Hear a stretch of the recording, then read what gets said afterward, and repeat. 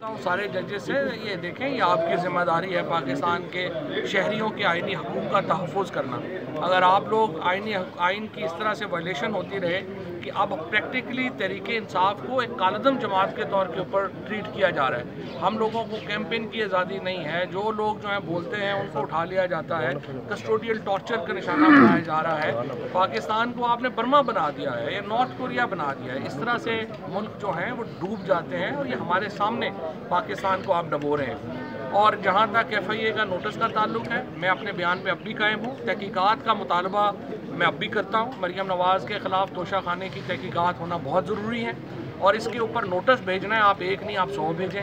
हमारा इसके ऊपर एक मौक़िफ़ बड़ा वाज़ेह है और इसके ऊपर तहकीकात होना बहुत ज़रूरी है।